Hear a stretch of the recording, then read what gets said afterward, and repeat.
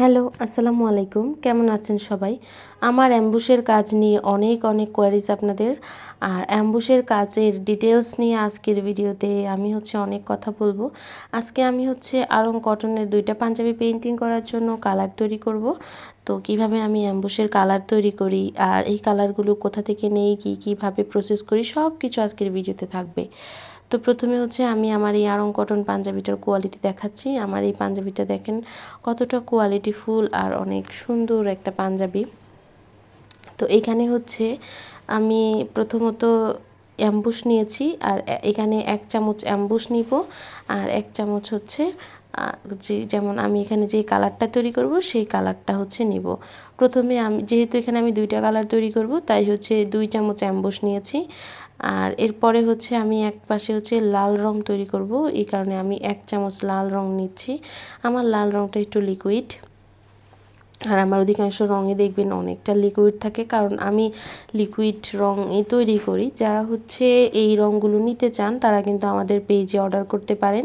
আমাদের পেজে অ্যাম্বুশের তৈরির সকল প্রসেসড ব্যাপার স্যাপার পাবেন। যেরকম অ্যাম্বুশ তৈরি করার জন্য অ্যাম্বুশ দরকার, আর রেডি কালার দরকার, বাইন্ডার দরকার, আর 3টাই আমাদের পেজে পেয়ে যাবেন। এর সাথে পাবেন এনকে। আর আমাদের পেজে যে কোনো রং আপনারা নেবেন, কোনো ধরনের কেমিক্যাল ইউজ করা লাগবে না। যে কোনো ধরনের ফেব্রিকে আপনারা কাজগুলো করতে পারবেন, যেমন অর্গানজা, সিল্ক, তারপরে খাদি, কটন, তারপরে আরও কি আছে, মানে যে মসলিন, যে কোনো সেমি মসলিন, হাফ সিল্ক, সব ধরনের ফেব্রিকে আপনারা আমাদের এই রঙগুলো ব্যবহার করতে পারেন কোনো ধরনের কেমিক্যাল ইউজ করা ছাড়াই। আমাদের রঙগুলো মিডিয়াম টেক্সচারে তৈরি আছে, তাই আপনার এটা যে খুব বেশি ঘন, খুব বেশি পাতলা এরকম না।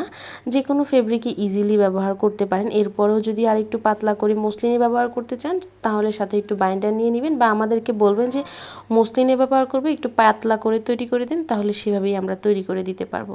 তো এখানে আমি লাল রঙের পাশাপাশি এখানে 1 চামচ বাইন্ডার, 1 চামচ লাল রং আর 1 চামচ অ্যাম্বুশ নিয়ে এটাকে ভালো করে ব্লেন্ড করেছি। আর এই ব্লেন্ডিংটা অনেক ইম্পর্টেন্ট, অনেকক্ষণ ধরে ব্লেন্ডিংটা করা লাগবে। এরপরে আমি এখানে কমলা কালার দিচ্ছি, কারণ এই পাঞ্জাবিটা লাল আর কমলা কালারে তৈরি করতে হবে। তো অনেকেই জিজ্ঞেস করবেন, আপু আপনি তো লাল রঙের চামচটা ধুয়ে নেন নাই। এখানে যদি আমি একটা অপোজিট কালার তৈরি করতাম, যদি মনে করেন এখানে আমি নীল কালার তৈরি করতে যেতাম বা কি বলে হলুদ কালার তৈরি করতে যেতাম, তখন আমার চামচটা ধোয়া ইম্পর্টেন্ট ছিল। যেহেতু কমলা লাল কাছাকাছি শেডে, সেই কারণে এখানে আর চামচটা ধুইনি। কারণ ফেসবুকে জাজ করার মানুষের অভাব নেই, কোটি কোটি জাজ করার মানুষ। কোনো একটা ভিডিও ভাইরাল হওয়ার পরে কত রকমের, কত ধরনের জাজ যে মানুষ করে, দেখবেন যে আপনি এখানে সাদা টেবিলটার উপরে কেন রেখে রঙগুলা তৈরি করছেন, তাহলে তো আপনার টেবিলটা নষ্ট হয়ে যাবে। অনেক কোয়ারিজ।